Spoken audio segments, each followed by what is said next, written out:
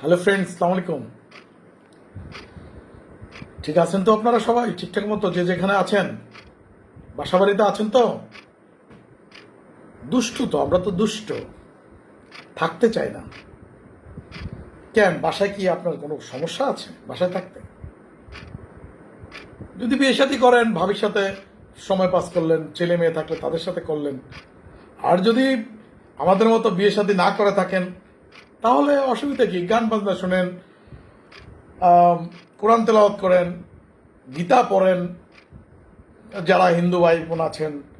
সমস্যাটা কি? ঠিক না? কিন্তু থাকতে পারেন না বাসায়, এ এক প্রবলেম। কি এক প্রবলেম! তো যাই হোক, শুনেছেন তো? শুনেছেন আগামীকাল থেকে জেলা এবং বিভাগীয় শহরে সেনাবাহিনী নামতেছে। বুঝতে পেরেছেন?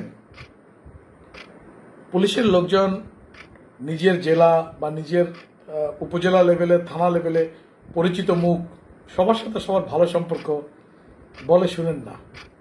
কিন্তু কালকে যারা আসবে তারা কিন্তু বুঝে নিত।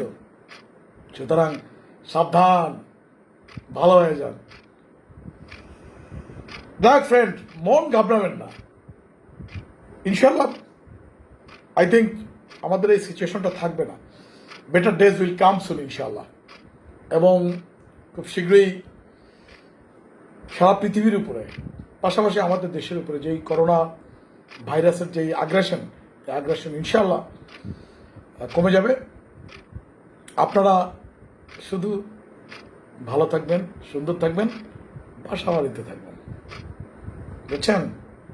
নইলে টেংরি ভাঙে হাতে ধরে দিব। Thank you very much.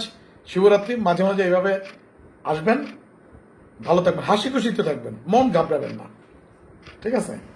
জন্মেছি যখন মৃত্যু তো হবেই। কপালে যদি লেখা থাকে আপনাকে করোনায়, আপনি যেখানেই থাকেন কোনো লাভ নাই, করোনা আপনাকে খুঁজে নেবে। আর যদি আপনার কপালে করোনার লেখা না থাকে যে করোনা আপনাকে ধরবে না, তাহলে কিন্তু মৃত্যু থেকে পালানোর তো কোনো সুযোগ নেই।